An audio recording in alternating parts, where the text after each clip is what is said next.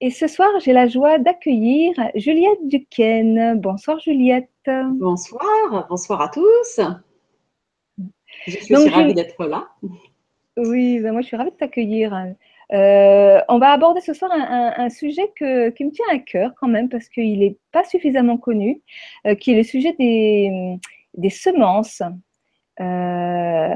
Un patrimoine vital en voie de disparition. Les semences, ce sont les petites graines. Vous savez, les petites graines qu'on met dans la terre et qui permettent de faire pousser des légumes, des fleurs, enfin plein de choses comme ça. Voilà.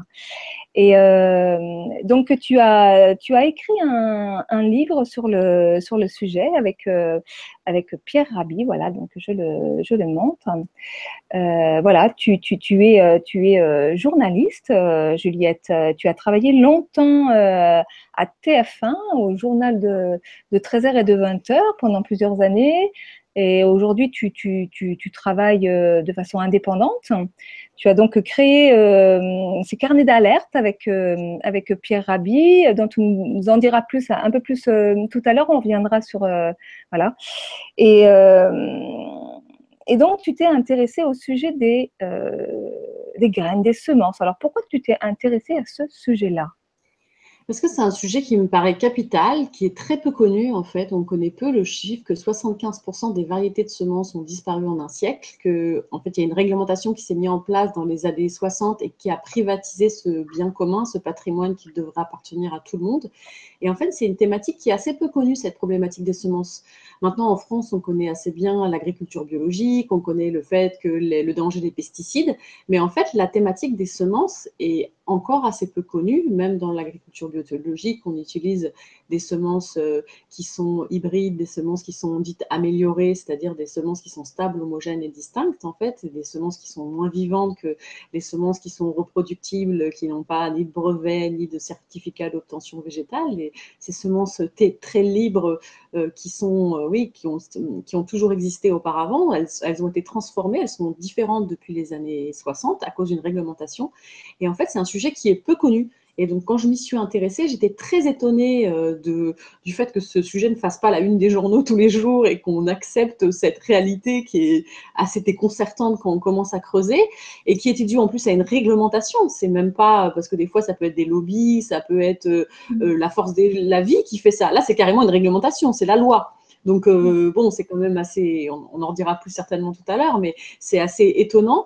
Donc c'est pour ça que ça m'a intéressée et je me suis rendu compte assez rapidement que c'était aussi un sujet qui déclenchait les passions parce que la semence, on sent que c'est un sujet, voilà, c'est la base de la vie, ça représente beaucoup de choses et du coup c'est un sujet qui est chez les chercheurs et chez les différentes personnes que j'ai interrogées pour ce livre parce que du coup pour réaliser les enquêtes, j'ai interviewé entre 40 et 50 personnes, 60 personnes pour chaque carnet, donc j'interroge beaucoup de gens et c'est vrai que c'est un sujet qui passionne et c'est difficile d'avoir des discussions posées avec des arguments, même si on n'est pas d'accord, on peut avoir des arguments différents et discuter.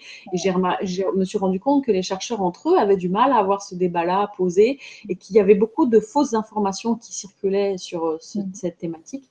C'est pour ça que pour moi, c'était important de remettre un peu tout à plat pour Ouais. reposer cette problématique et la faire connaître au grand public qui est très intéressé par cette problématique. Et oui, parce que finalement, c'est vrai que les graines, c'est la vie. Et moi, je m'y suis intéressée. J'ai découvert cette problématique tout simplement parce qu'il y a quelques années de ça, lorsque j'ai fait mon tout premier potager, je suis donc allée acheter mes graines, j'ai planté, ça a poussé, j'ai soigneusement récupéré les petites graines des courges, des courgettes, enfin, de ce que j'avais planté pour les replanter l'année d'après. Et l'année d'après, quand j'ai planté, rien n'a poussé. Et d'un seul coup, je me suis rendu compte, merde, Et ben oui. c'est quoi cette histoire? Et oui. Et là, d'un seul coup, je me suis dit, mais c'est fou, quoi, parce qu'effectivement, c'est régi par des réglementations et que on ne peut plus, mais ça va même très très loin, quoi. C'est carrément, on nous prive bah, du vivant quelque part. Enfin, il y a c'est toute la nourriture qui est et notre rapport à la nourriture. Enfin, c'est comment comment dire bah, les promoteurs enfin, toutes les entreprises, enfin les lobbies, enfin tout ce qui promeut ces graines comment on appelle ça, hybrides, enfin, qui ne peuvent pas se reproduire. En fait, alors c'est très compliqué avec ce sujet. C'est ça que c'était très intéressant à écrire parce que chaque mot est compliqué parce qu'en fait, ils ont fait une réglementation tellement complexe et un système tellement complexe que dès qu'on dit quelque chose, c'est pas exactement ça. C'est ça qui est toujours compliqué dans ce sujet. C'est des semences alors hybrides F1, la plupart, ou des semences améliorées parce que pour le blé, ça n'existe pas les semences hybrides F1. Et c'est des semences qui ne sont, alors si on dit qu'elles sont stériles, c'est faux parce qu'en fait, elles peuvent se reproduire, mais ça reproduit quelque chose qui est inexploitable, qui est complètement disparate et qui n'est pas réutilisable pour l'agriculteur. Donc, du coup, l'agriculteur est obligé de racheter ses semences chaque année et du coup devient dépendant. Et pour le blé, où là, c'est possible de reproduire, il doit payer. Alors aux États-Unis, on dit une sorte de royalties. En France, c'est une sorte de compensation. Il est obligé de payer parce que ces semences ont été créées par des multinationales. Alors, il y a beaucoup d'opposants à cette réglementation qui disent que c'est pas ils ne sont pas forcément choqués par le fait le fait qu'ils doivent payer pour des semences qui sont créées par des multinationales, mais ils sont choqués par le fait qu'on ne puisse même pas utiliser les autres, ces semences qui ont toujours existé, qui ont toujours été transmises de génération en génération depuis des milliers d'années, qui viennent du patrimoine de l'humanité, parce que les semences, c'est normal qu'on oriente, qu'on essaye de faire, qu'on améliore les semences. Mais là, c'est différent. Là, on veut que, en fait, la réglementation dans les années 60 a imposé que les semences devaient être déclarées dans un catalogue officiel et que du coup, les semences doivent être stables, homogènes et distinctes. Ce qui retire énormément de semences. Les semences dites de population, on appelle ça les semences paysannes, il y en a qui appellent ça les semences libres et reproductibles. En fait, c'est des semences qui vont plus s'adapter, qui vont faire. Mais c'est vrai que dans les années 60, quand on a cru à ce modèle productiviste, on a voulu que, en gros, ça soit la même tomate pour qu'elle convienne à la grande distribution. Donc ces semences-là produisent des fruits et des légumes qui sont exactement les mêmes, qui vont plus s'adapter au transport long, mais par contre qui vont être beaucoup moins donner de nutriments, de micronutriments. Là, j'ai un chiffre intéressant. Pour avoir le même contenu nutritionnel qu'une pomme des années 40, il faut en manger 3 aujourd'hui. L'épinard, il a vu sa teneur en potassium chuter de 53% et sa teneur en phosphore de 70%. Dans le cas des carottes, le calcium a diminué de 70% et le magnésium de 75%. Ça, c'est des chiffres qui sont d'études scientifiques qui ont prouvé ça et c'est dû à la semence. En partie à la semence, en fait. Donc ça, c'est très important, en fait. Ça montre, c'est des études sur cette partie-là, que c'est des semences qui, en fait, permettent de plus produire si on utilise des pesticides chimiques et des engrais de synthèse. Ça marche seulement, il y a des bons rendements seulement si on utilise ça. Donc, et en fait, dans les années 60, je pense qu'on a tellement cru en ce modèle-là, bon après il y a aussi les intérêts des lobbies, mais ils ont aussi tellement cru en ce modèle-là qu'ils se sont dit, eh ben on va interdire toutes les autres semences, parce que, et c'était une façon aussi de s'approprier le vivant. Parce que du coup, si on interdit les autres semences et que ces semences-là, elles sont soit brevetées, soit en France on appelle ça, il y a un COV, c'est un certificat d'obtention végétale. Donc, mais c'est quand même comme si les semences, du coup, appartenaient à des entreprises, quoi. Donc, du coup, c'est toutes les mêmes semences qui sont cultivées partout dans le monde. Donc, on perd énormément de richesses. Ces semences s'adaptent moins au sol. Elles vont moins s'adapter aux différents territoires, aux différents climats. Et là, même avec le réchauffement climatique, elles s'adaptent moins au sol. En fait, c'est des semences qui sont stables, homogènes et distinctes, qui s'adaptent, qui sont pour qu'on ait le même fruit tout le temps, de la même taille, beau pour le consommateur et pour la grande distribution, en fait. C'est vraiment… Alors, après, on peut se dire, moi, en faisant l'enquête, je me suis dit, bon, peut-être que dans les années 60, ils ont cru ça. Bon, on va dire, il y avait certainement du lobby, des intérêts économiques, etc. Mais maintenant, on sait que ça ne marche pas, donc changeons. Et cette réglementation, le problème, c'est qu'elle n'a toujours pas changé et qu'on a multiplié les dérogations. C'est-à-dire qu'on a mis beaucoup de dérogations en place pour dire oui, alors pour le marché amateur, on peut utiliser telle semence. Alors du coup, le lobby semencier dit mais non, c'est pas vrai, vous pouvez les utiliser, mais que c'est que dans certains cas. Et alors par contre, ce qui est important à savoir, c'est que c'est la commercialisation des semences qui est interdite. C'est-à-dire que en plus, c'est même pas la vente des légumes qui proviennent de ces semences, c'est la commercialisation des semences, donc c'est voilà qui est interdite. Et après, il y a donc des dérogations qui font que c'est encore… Moi, j'ai fait beaucoup d'enquêtes sur beaucoup de sujets et je crois que c'est un des sujets où c'est le plus difficile d'établir un fait, de pouvoir écrire une phrase, de pouvoir dire ça, on n'a pas le droit. Parce que le lobby semencier dit non, c'est pas vrai, il y a une dérogation, alors on peut un petit peu, vous voyez. Ils ont tellement mis une stratification, enfin plein de réglementations que le sujet devient incompréhensible en fait. Au mieux de simplifier et voilà, en plus, dans l'agriculture biologique, il faudrait justement développer la recherche avec les semences qui vont plus s'adapter au sol, parce que ces semences-là, en fait, au final, même si elles sont beaucoup utilisées dans l'agriculture biologique aujourd'hui, parce que les agriculteurs n'ont pas forcément énormément le choix, puis il y a une perte de connaissances aussi quand même, elles seraient plus efficaces dans beaucoup de cas, ces semences qui s'adaptent plus au sol, qui ne sont pas stables, homogènes et distinctes. Alors, il y a quand même un début de recherche qui est fait. Il y a quelques chercheurs qui font un travail excellent avec le réseau Semences Paysannes et d'autres aussi avec d'autres réseaux. Il y a quand même un petit peu de recherche, mais c'est très limité. En France, ça se limite à 4-5 chercheurs. Donc, alors que de l'autre côté, il y a énormément de travail de recherche. Alors que si on développait ces semences-là pour l'agriculture biologique, on pourrait aussi augmenter les rendements et la qualité en agriculture biologique. Et donc, ces semences qui sont interdites à la vente, ça veut dire qu'on ne les trouve plus du tout? Alors, c'est ce que je dis, on en retrouve quelques-unes. Bah, si, Cocopelli, par exemple, les vend, ces semences. Hein. Donc, d'ailleurs, ils ont été attaqués, ils n'ont jamais payé l'amende. Voilà, donc il y en a qui les vendent, hein. Il y en a d'autres. Hein. Alors, il y en a qui les échangent. Il y a Graines de Troc qui a organisé des grainothèques. On s'échange les semences. En fait, le gouvernement et même le lobby semencier hein, qui n'a pas forcément envie de mettre trop la lumière là-dessus. C'est une réglementation qui est tellement illégitime qu'en fait, ils laissent un peu passer les gens qui le font un peu comme ça. Il y a eu des tentatives, il y a eu des amendes, certains ne les ont jamais payées, on ne leur a jamais réclamé l'argent parce que au final, c'est tellement illégitime et c'est devenu tellement complexe en plus que du coup, ils laissent un peu faire. Mais ça reste quand même limité parce que c'est quand même interdit de les vendre. Donc, ça limite. Et puis, il faudrait développer la recherche. Il faudrait carrément faire l'inverse, mettre à fond toute la recherche dessus. Donc, du coup, on peut les trouver quand même. Si on veut les trouver, on peut. Le réseau Semences Paysannes aussi, il y a quand même beaucoup de structures qui travaillent à développer. Heureusement qu'il y a ces acteurs de la société civile. Il y a déjà 75% des variétés de semences qui ont disparu en un siècle. 90% des variétés ne sont plus cultivées. C'est des chiffres incroyable. Une semence qui a disparu, on ne la retrouve pas. Elle a disparu, elle a disparu. Hein. Et ça veut dire qu'on peut en avoir besoin pour après, en fait. C'est une richesse qui disparaît en fait. Hein. Il faut se rendre compte quand même de ce chiffre-là qui est quand même effarant, en fait. Hein.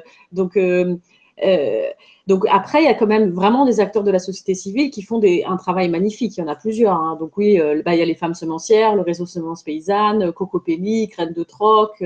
Voilà, il y a des gens qui font vraiment qui font ce travail de mission de service public, un travail pour garder ce patrimoine, ce savoir-faire aussi. Il faut apprendre à reproduire des semences. Les agriculteurs ont parfois perdu ce savoir-faire. Donc il y a vraiment des gens qui travaillent à ça, des agriculteurs, des passionnés de la nature qui travaillent à ça.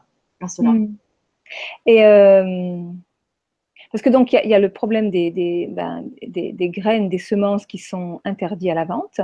Et puis il y a aussi la problématique de ces semences qui sont stériles, qui ne se reproduisent pas et qui invitent le consommateur. Alors effectivement, il y a les paysans, mais il y a aussi tout simplement le particulier, parce que moi c'est en tant que particulier. Et au départ, je me suis retrouvée face à la situation, mais complètement hébétée. Parce qu'en fait, on ne m'avait pas expliqué ça. Et que je me suis retrouvée face à la situation où tous les ans, il fallait… Enfin bon, très vite, j'ai trouvé mes petits réseaux. Et parce que même en bio, c'est pas parce qu'on achète des graines bio qu'elles ne sont pas stériles. Ah oui, non, ça c'est sûr, ça n'a rien à voir. Mais de toute façon, la grande majorité des fruits et légumes qu'on achète en bio, et moi c'est pas du tout pour condamner, hein, c'est un fait, proviennent de semences stables, homogènes et distinctes. Mais c'est pas de leur, c'est parce que le travail sur la graine n'a pas encore été fait. Il a été fait sur certains points, mais un agriculteur qui veut passer au bio, déjà, il a tout ce travail à faire des pesticides. C'est pas rien déjà de changer complètement sa ferme, son exploitation, changer en plus les semences, ça fait peur aussi. C'est pas, voilà, on peut le comprendre. Hein, je dis pas ça pour condamner, mais dans l'agriculture biologique, c'est aussi ces semences-là. Ça, c'est clair. Hein, il y a encore un vrai travail à faire sur la semence. Ça commence à se développer, mais il y a encore énormément de travail à faire sur cette thématique-là. Alors pour les particuliers, c'est vrai quand on jardine, au moins on le voit par soi-même. Du coup, on constate et on le voit plus directement.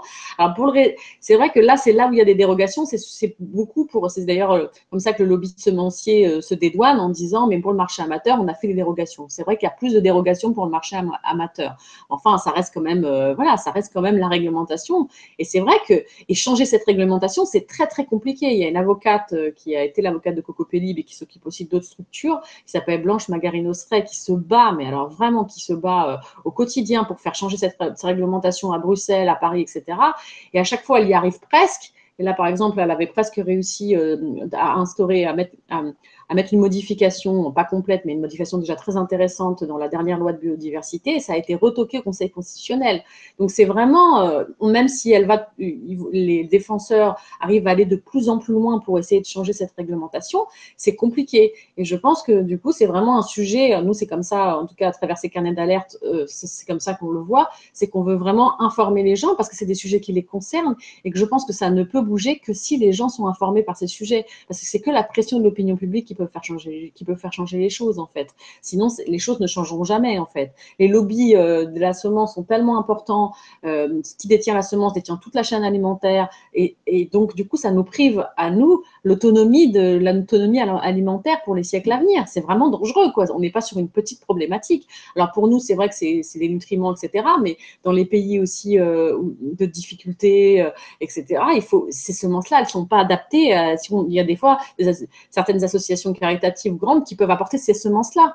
Qui ne sont pas du tout adaptées. J'ai interviewé d'ailleurs dans le livre, c'est dans le livre sur Pour en finir avec la faim dans le monde, quelqu'un d'Action contre la faim qui a fait des missions et il dit il faut des semences locales. Donc lui, il arrivait à avoir ça, mais il faut avoir des semences locales. Sinon, elles ne s'adaptent pas au terrain, puis ils n'ont pas forcément après les pesticides pour acheter. En fait, le problème en plus, c'est que ça rend l'agriculteur complètement dépendant.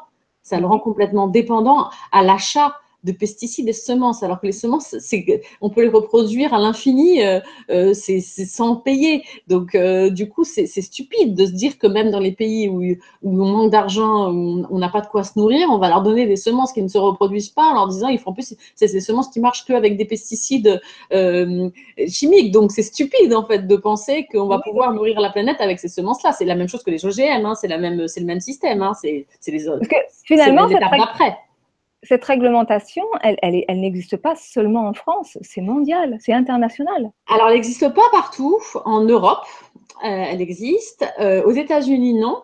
Contrairement, alors que les OGM sont énormément développés, du coup, ont même pris la place parfois des semences dites conventionnelles. Par contre, elles n'existent pas, mais il y a eu un rouleau compresseur aussi. Mais du coup, on trouve quand même plus facilement des semences libres et reproductibles. Mais par contre, les semences OGM ont pris une telle place que, bon, c'est encore. Parce que là, ils ont même du mal à trouver des semences, disons, hybrides dont on parle. Je ne sais pas si vous me suivez, mais si tu me suis, mais c'est ça. C'est-à-dire que là, aux États-Unis, même si la réglementation est différente, les semences OGM ont pris tellement de poids que là, j'ai interviewé un agriculteur aux États-Unis qui, lui, a même du mal à revenir à des semences hybrides, on va dire. Il a des semences OGM, il n'arrive même plus à revenir à des semences conventionnelles. On ne parle même pas des semences qui s'adaptent. Voilà, on est même plus là. Donc là, c'est un peu compliqué. Alors, ce qui est intéressant par rapport à un comparatif avec à l'échelle mondiale, c'est que, par exemple, en Amérique du Sud, c'est une réglementation qui a commencé à se mettre en place au moment où nous, il a commencé à avoir une contestation. Donc là-bas, elle a été plus difficile à mettre en place, cette réglementation. Il y a eu plus de contestations. Alors que nous, dans les années 60, c'est passé, personne ne l'a vu, cette réglementation, quand elle s'est mise en place. Et dans les années 90, elle a commencé à avoir des contestations. Cocopelli, Réseau Semences Paysannes ont commencé à se mettre en place, à se rendre compte qu'il y avait un vrai danger de perte de diversité semencière. Et dans les pays, pas mal d'Amérique du Sud, par exemple, il y a eu beaucoup de contestations. Mais c'est vrai que cette réglementation a été mise en place dans certains pays, pas dans tous. Elle est en place dans certains pays aussi on essaye de se calquer sur la réglementation européenne. Et par exemple, on dit prenez ces semences-là dans des accords de libre-échange, en fait. Il y a beaucoup d'accords bilatéraux de libre-échange et du coup, on met cette réglementation-là, on va imposer des réglementations à travers ces accords de libre-échange qui font des pages et des pages et les gens ne le voient même pas qu'ils ont signé ça. Alors, est-ce que tu pourrais redéfinir un petit peu c'est quoi une graine hybride et une graine OGM pour qu'on voie bien la différence? Oui, alors c'est pas si simple que ça, parce que du coup, OGM, il y a génétiquement modifié et OGM dans la réglementation. Donc, on va rester dans la réglementation, comme ça, c'est plus simple. Les semences hybrides F1 les semences hybrides F1 et les semences qui sont autorisées dans le catalogue, c'est des semences stables, homogènes et distinctes. Donc, qui ont été quand même transformées, mais elles sont stables, homogènes et distinctes. Les semences OGM qu'on appelle nous OGM en France, qui sont interdites à la culture, on importe des produits OGM, nos animaux mangent énormément d'OGM mais qui sont interdites en France, c'est des semences où on a mis un gène extérieur, c'est des semences transgéniques. C'est un gène extérieur qui a été implanté dans la semence. Et alors, je suis désolée, je vous donne encore une autre information qui complexifie un peu, c'est qu'aujourd'hui, il y a un débat très important sur des nouveaux OGM. Donc, c'est de la mutagénèse, où là, on modifie la plante avec une autre forme de mutagénèse qu'on pouvait faire avec les semences hybrides F1. Mutagénèse, ça veut dire qu'on n'introduit pas un autre gène un gène d'une autre espèce transgénique, on introduit un gène d'une autre espèce.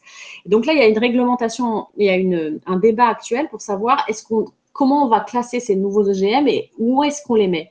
Et là, c'est très, très important en ce moment parce que c'est un débat où si jamais on autorise ces nouveaux OGM, là, on pourrait ne même pas le savoir comment on chat. Et en fait, il y a deux problèmes. Je vais pas rentrer dans tous les détails parce que c'est très complexe, les nouveaux OGM. Il y a plein de techniques, les CRISPR-Cas9, si certains ont entendu parler, TALEN, plein de techniques pour modifier la cellule. Mais en fait, il y a deux dangers dans les différents chercheurs que j'ai interrogés. C'est que le problème, c'est la finalité. C'est-à-dire qu'avec les OGM, on passe encore un cran par rapport aux semences hybrides F1, c'est que la plupart, c'est pour créer des plantes pesticides. C'est-à-dire que ce sont des plantes qui soit absorbent à l'infini, peuvent absorber sans mourir le glyphosate, le Roundup, le pesticide. Elles ont été modifiées pour pouvoir qu'on puisse en mettre sans que ça tue la plante, parce qu'au bout d'un moment, ça tue la plante normalement. Donc là, c'est quand même incroyable. C'est-à-dire qu'elles l'absorbent. Ça s'appelle des plantes pesticides. Elles absorbent à l'infini presque le pesticide.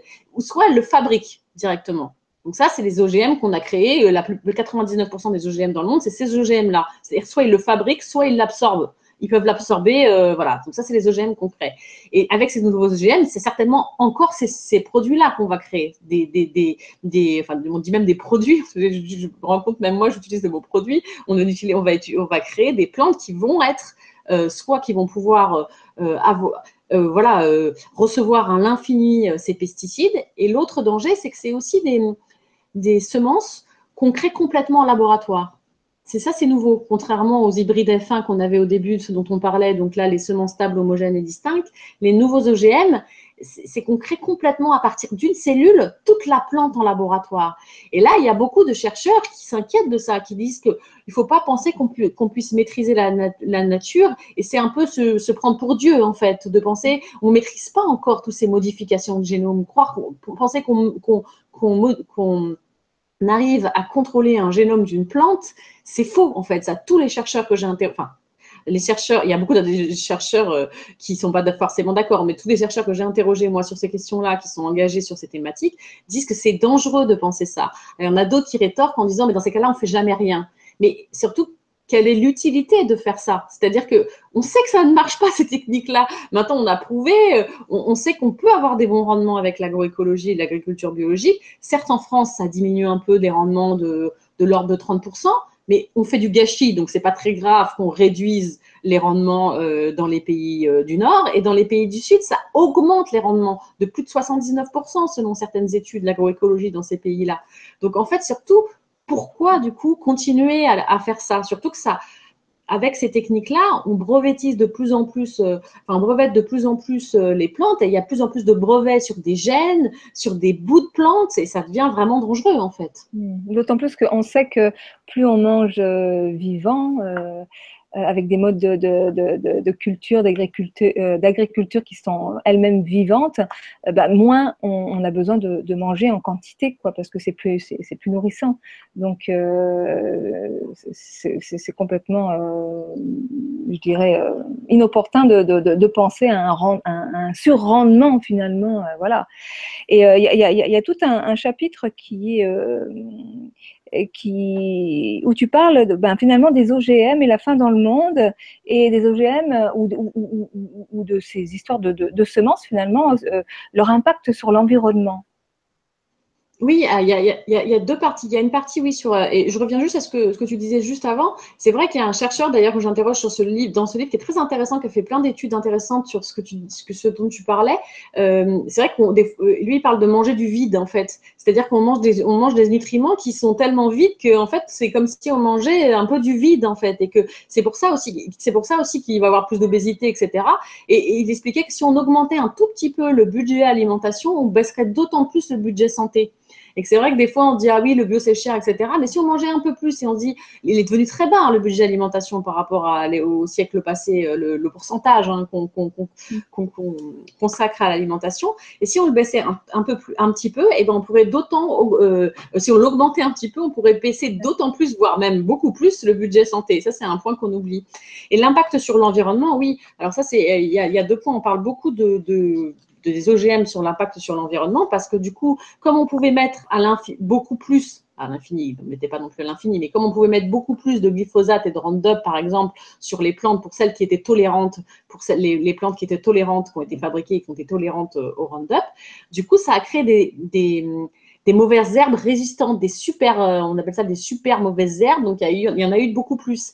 Et on s'est rendu compte aussi que ces modifications pouvaient être transmises aussi dans la nature. Après, on ne sait pas ce que ça peut avoir comme impact. L'abeille va aller butiner, va l'amener ailleurs. En fait, du coup, après, c'est des pesticides. On peut se dire que si on arrête d'en utiliser et qu'on peut-être au bout d'un moment, on va pouvoir nettoyer nos sols. Mais après, les OGM, après, ça part dans la nature et on ne sait pas après l'impact que ça peut avoir dans des années, dans des siècles. Il y a un côté irréversible en fait avec les OGM Oui. qui est beaucoup plus dangereux, du coup qui est dangereux. Et on a montré qu'avec la faim dans le monde, on n'a jamais créé. Alors souvent l'argument c'est de dire, mais t'en te rends compte si on arrive à créer un OGM qui va pouvoir, une plante qui va pouvoir pousser sans eau.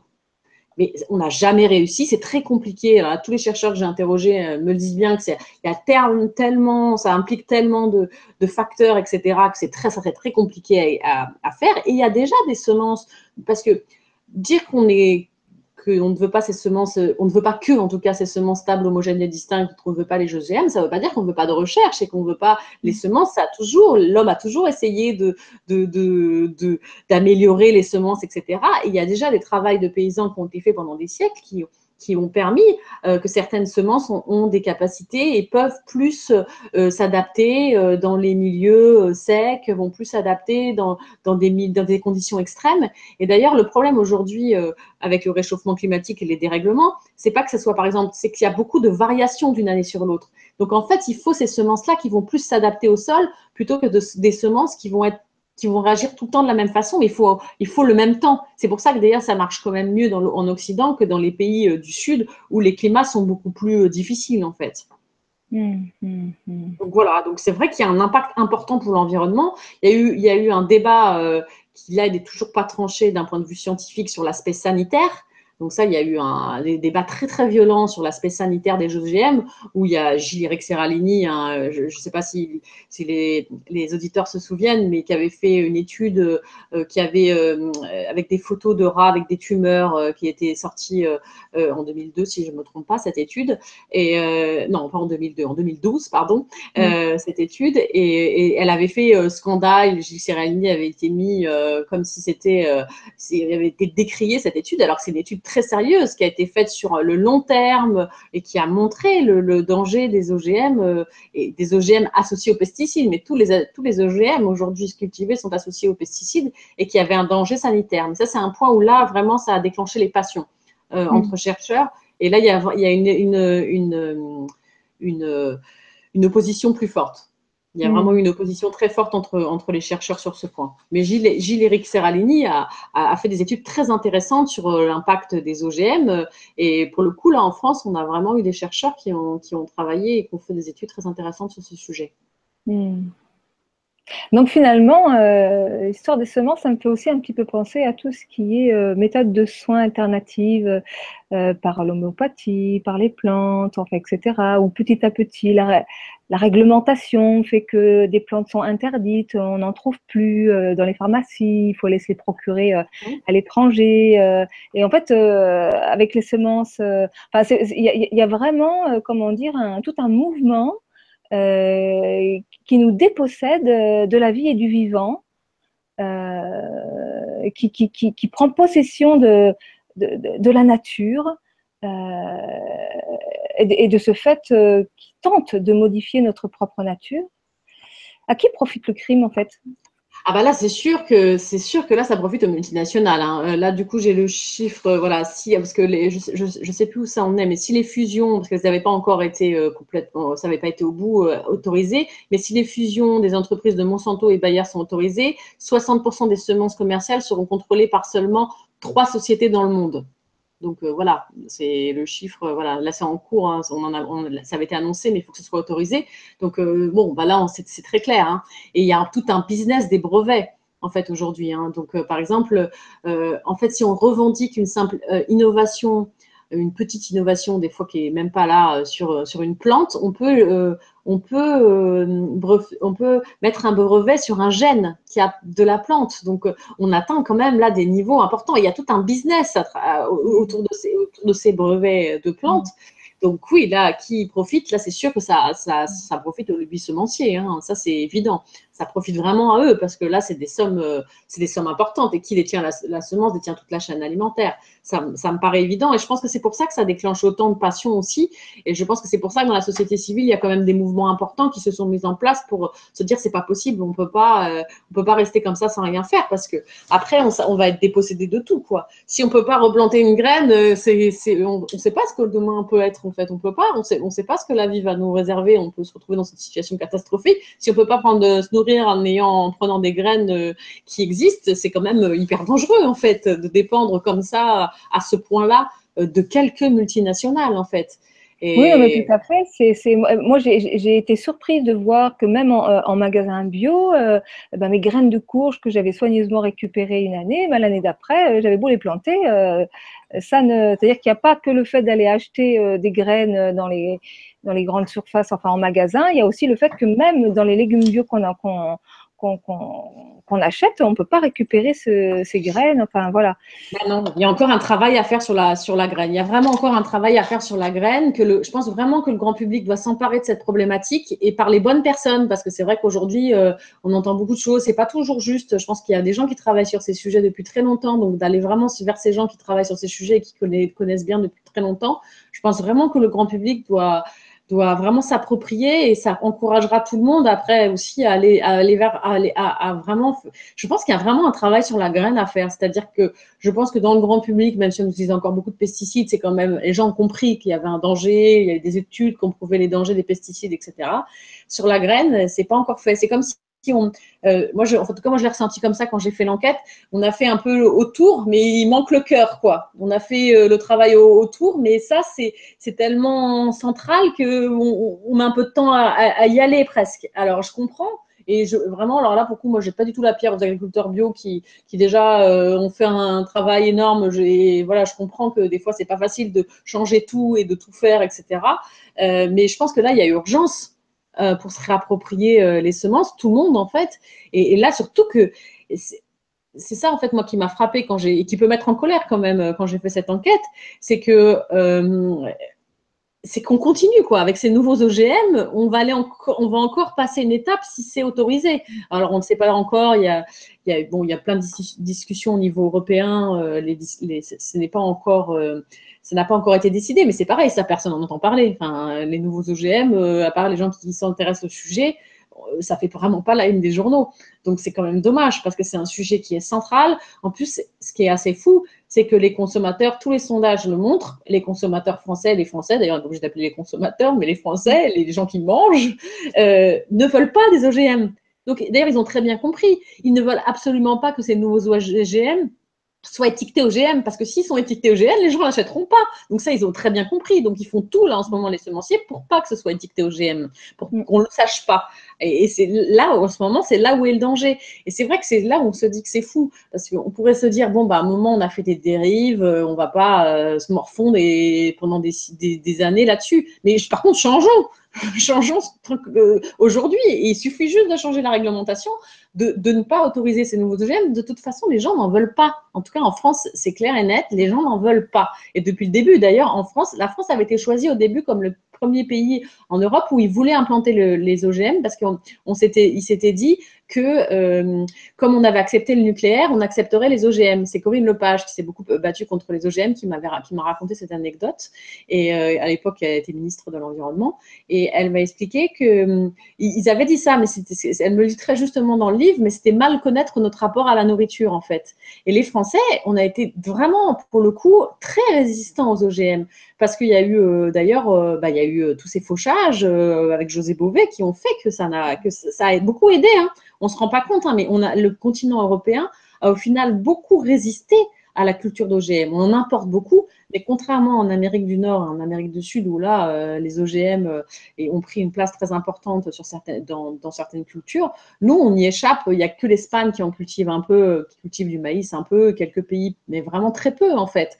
Donc, c'est quand même, il y a eu un combat, en fait, hein, quand même. Et les gens n'en veulent pas, en fait, chez nous. Ça, c'est clair et net. Ils n'en veulent pas. C'est quand même, ça, c'est bien, quand même. Alors, la question des graines, et là, tu parles des semences, potentiellement, c'est-à-dire ces graines qu'on met en terre pour qu'elles poussent. Mais dans ma chaîne, je propose donc, qui s'appelle Sacrée Nourriture, donc j'ai proposé un certain nombre d'émissions autour de l'alimentation et notamment autour de l'alimentation vivante et crue, où est beaucoup, beaucoup préconisé le fait de consommer, de manger, de se nourrir de graines germées. Et puisque l'intérêt des graines germées, c'est qu'elles sont vivantes, ce sont des bombes nutritionnelles et qui, comment dire, ont un taux de protéines, voire jusqu'à 100% pour certaines graines, qui pourraient aisément remplacer la consommation de viande. Donc l'impact sur l'environnement et sur la santé, énorme. Mais avec tout ce que tu dis, en fait, ça peut avoir un impact jusque dans la consommation de ces graines. Enfin,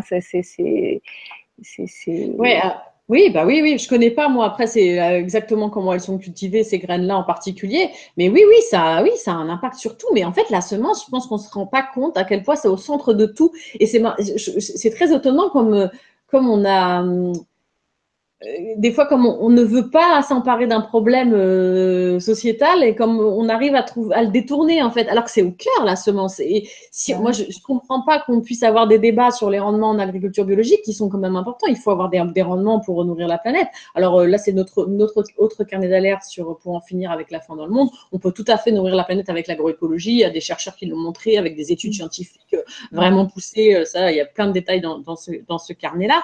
Mais moi, des fois, ce qui m'échappe et qui me dit c'est fou, c'est que il faut qu'on change la graine et la semence pour qu'on puisse développer encore plus l'agroécologie et l'agriculture biologique. Et ça, il faut vraiment le faire, ce travail-là.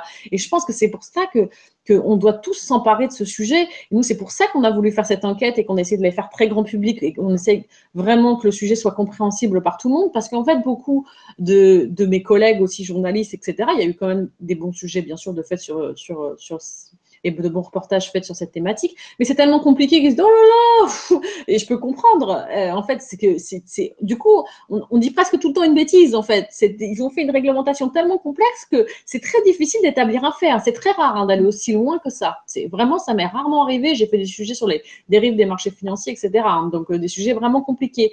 Donc vraiment, ce sujet, moi, me semble capital. Et je pense, c'est un peu comme si on va autour d'un problème, mais on va jamais au cœur, quoi. On va, ce que je disais tout à l'heure un peu, quoi. On va autour, on tourne, mais on va pas au sujet qui est capital et que tout le monde devrait voir. Enfin, pour moi, ça devrait faire la une des journaux et on devrait parler pendant l'élection présidentielle. On devrait parler de ce sujet-là. Vraiment, c'est pour ça que c'est un peu récurrent comme type de comportement parce que quand on voit justement aussi sur le domaine de la santé ou sur le domaine de l'éducation, on tourne beaucoup autour du pot sans aller aux racines du problème.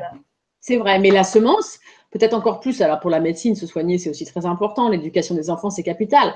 Mais la semence, s'il n'y a plus de semence, on ne pourra plus manger. On peut pas. C'est carrément là. Tout est très important. Mais moi, la semence, ça me paraît en tout cas vraiment quelque chose de capital. C'est-à-dire que si demain, on ne sait pas, demain tout peut s'effondrer, le système il peut s'effondrer. Si on n'a pas de semences, si on n'a pas pour manger, on n'a rien en fait, c'est fini en fait. Donc le fait que 75% des variétés, c'est un chiffre de la FAO, 75% des variétés de semences ont disparu en un siècle, c'est quand même énorme, et que 90% des variétés agricoles ne sont plus cultivées aujourd'hui. 90%, on cultive partout la même chose.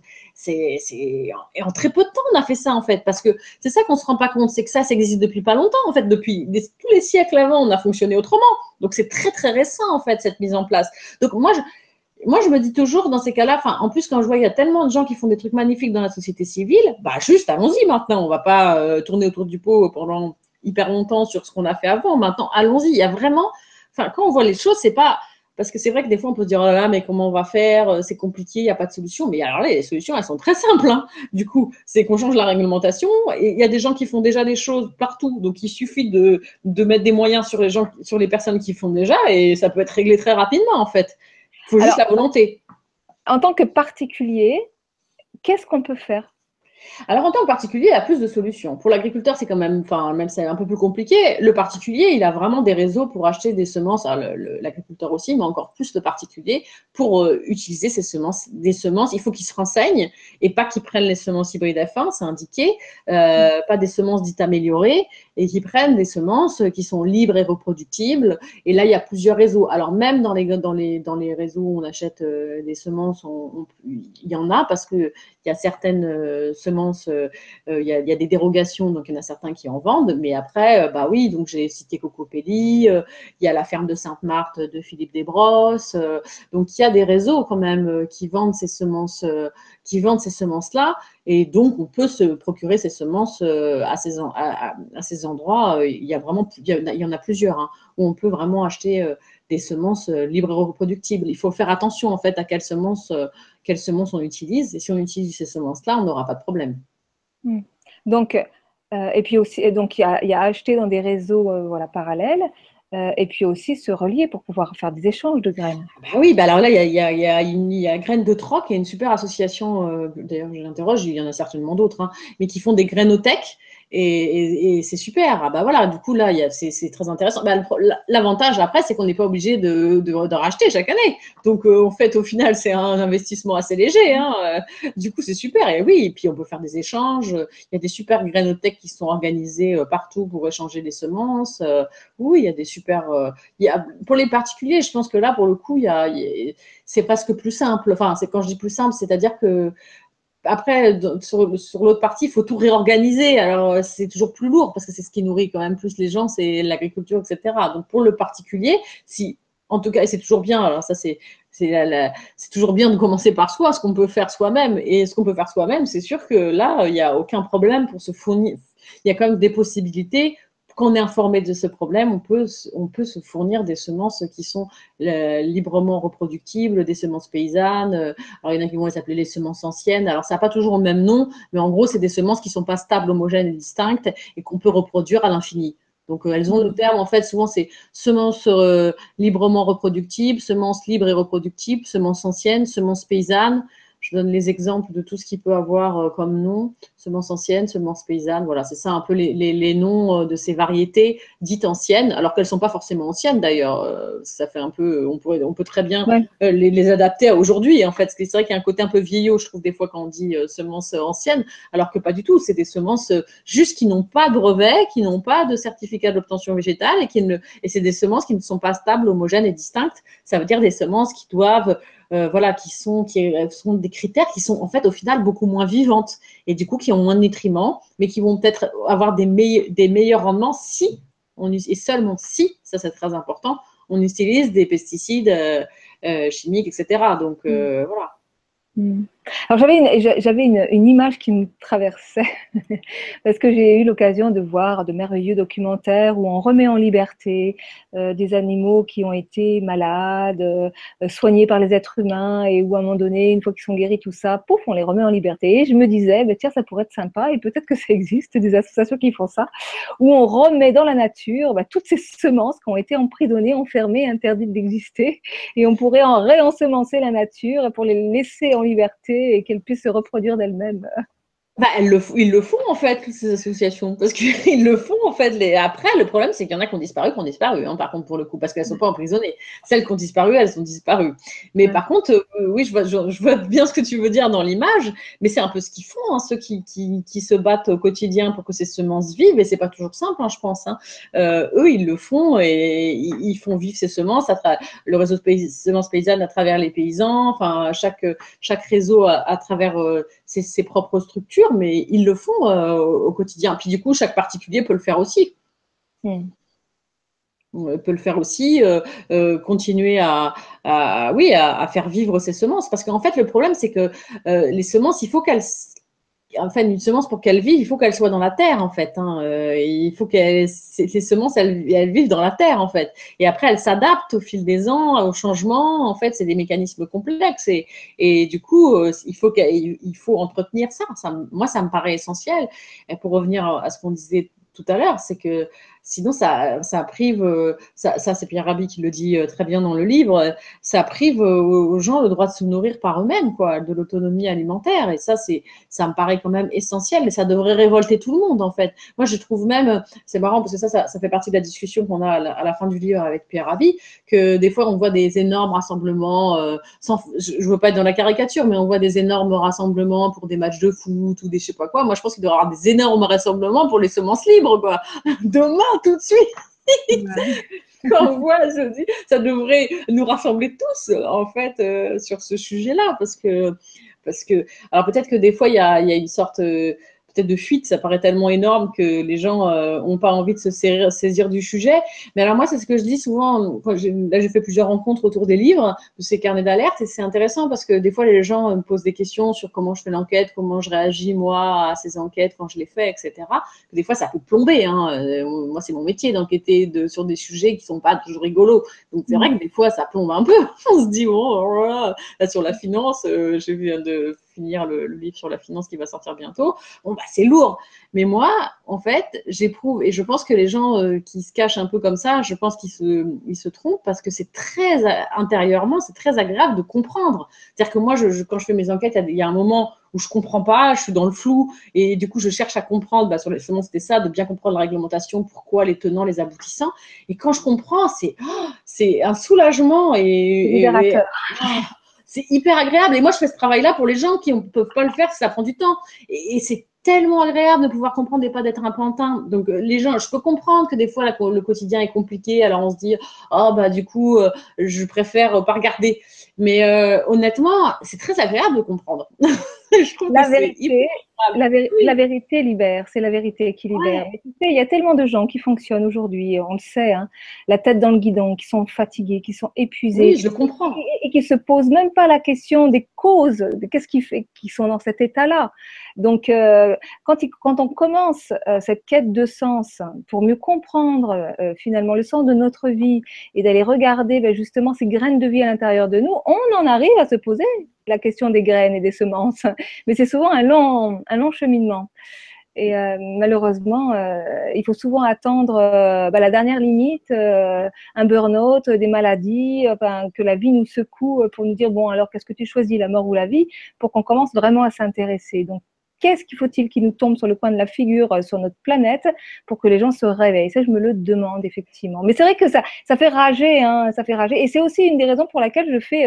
Toi, tu fais ce métier de journaliste, moi, je fais ces émissions pour Ouais. essayer d'éveiller les consciences, quoi. C'est réveillez-vous, quoi, réveillez-vous. Oui, et vraiment, enfin, c'est pas plombant en fait. Je pense que c'est faux de penser ça. C'est pareil, là, je pense à celui sur la finance, parce que là encore plus, les gens me disent oh, la finance. Oh. Mais si on change pas ça, c'est le même. C'est très proche d'ailleurs des mécanismes de la semence. Hein. C'est très proche. Hein. La financiarisation du monde et comment on a fait. Enfin, sur les semences, c'est des mécanismes qui sont très proches. Et quand je dis le prochain gagnant sur la lettre sur la finance, ah bah alors celui-là, non. Mais au contraire, c'est-à-dire que quand on comprend ces mécanismes, mais vraiment, c'est pas si compliqué en fait. Et là, en plus, le but, c'est qu'on simplifie. Alors, c'est bien, en plus, qu'on simplifie. Donc, du coup, on comprend mieux. Et vraiment, moi, j'insiste là-dessus parce que moi, c'est une question laquelle aussi je me suis beaucoup posée en moi-même hein, quand je faisais ces enquêtes-là, etc. vraiment, c'est agréable de comprendre. Je pense que c'est une erreur de se dire, oh là là, je veux pas. En fait, je pense que c'est un poids, en fait, en soi. Et vraiment, c'est agréable de comprendre. Et même si des fois, c'est un peu rageant sur le moment parce qu'on découvre des choses qu'on aurait préféré pas voir. Mais de toute façon, au fond, c'est quand même inconsciemment parfois les problèmes. Donc, je pense vraiment qu'en tout cas, que là, on était sur la thématique de la semence. Et cette thématique-là, moi, elle me paraît centrale, capitale. Il faut changer la réglementation, continuer les initiatives Local. voilà, locales. Voilà. Et je pense vraiment que bah, ça, c'est Pierre qui appelle toujours Pierre Rabhi appelle toujours à l'insurrection des consciences. Et c'est aussi pour ça qu'on a voulu faire ces carnets d'alerte, pour informer les gens.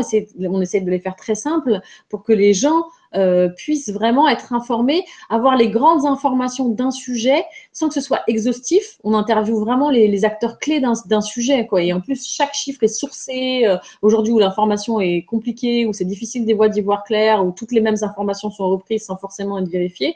Là, vraiment, chaque information est sourcée. Les chiffres que j'ai donnés, par exemple, les chiffres que j'ai donnés tout à l'heure, ils sont tous sourcés avec des études scientifiques, etc. Donc, vraiment, pour le coup, je passe vraiment un temps important à faire ça, ce qui n'est pas négligeable parce qu'on croit qu'aujourd'hui, l'information est facilement trouvable, mais pas du tout. Ça prend beaucoup de temps de vérifier les informations et vraiment qu'elles soient justes. Et du coup, je pense vraiment que ce sujet, tout le monde doit s'en emparer et le comprendre pour pouvoir dire non, on veut plus ça en fait, on veut autre chose. Alors, Juliette, le temps passe. Est-ce que tu pourrais nous parler un petit peu de ces carnets d'alerte, en fait? Parce que cette collection, elle vient de sortir, c'est nouveau, ça date de cette année. Il y en a 2 déjà qui sont sortis. Donc, il y Donc, en a 2 qui sont sortis en avril, donc qui sont très complémentaires les thématiques sur la faim dans le monde et les semences. Et vraiment, l'objectif, bah là, j'en parlais un peu, c'est vraiment on a voulu, avec Pierre Rabhi, traiter des sujets complexes et de les rendre beaucoup plus simples en interviewant entre 40 et 60 personnes, des acteurs de la société civile. Ça peut être des chercheurs, des agriculteurs, là sur la finance, des anciens de la finance, voilà, mais des gens aussi qui ont été sur le terrain, aussi des universitaires qui font des travaux magnifiques, mais qui sont pas du tout mis en avant sur des sujets hyper importants, donc là, sur les semences, la finance ou la faim dans le monde. Voilà, le but, c'est vraiment qu'on comprenne une problématique parce que souvent, dans les médias, on divise beaucoup, nous, dans le langage, le jargon journalistique, on dit qu'on angle un reportage. Et du coup, on le voit que d'une partie. C'est comme ça, en fait, on travaille souvent comme ça. Et moi, je trouve que moi, ça me frustrait en tant que lectrice ou quand je regardais des reportages, parce que des fois, je ne comprenais pas la problématique dans son ensemble. Et du coup, ça me gênait, moi, pour comprendre. Donc là, le but, c'est quand même d'avoir de comprendre une problématique dans son ensemble.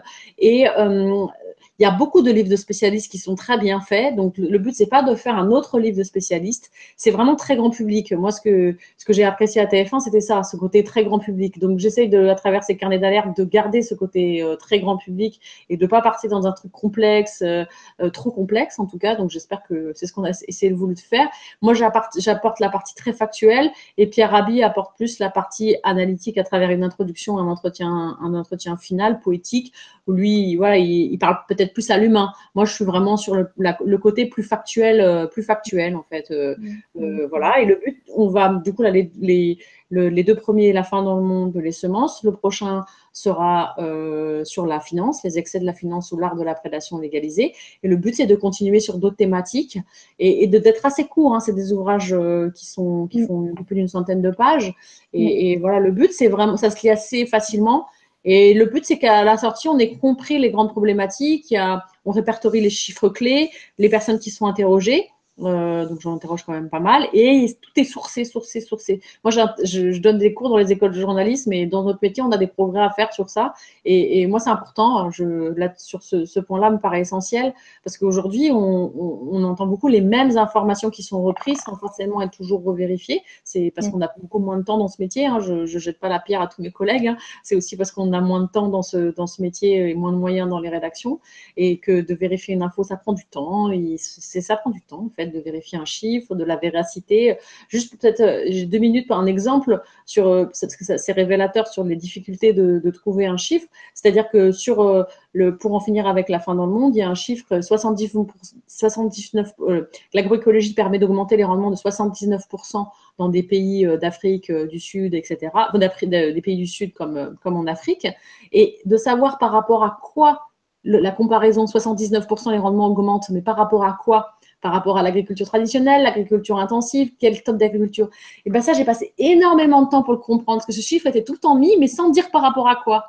Et ben, j'ai passé énormément de temps à recontacter l'auteur. Alors, en plus, en anglais, c'était des subtilités différentes, à reparler avec lui pour savoir, etc. En fait, c'était un mix de plusieurs. Mais voilà, mais j'ai mis un temps fou pour changer, pour juste avoir, mais moi qui me paraît capital, 79% par rapport à quoi?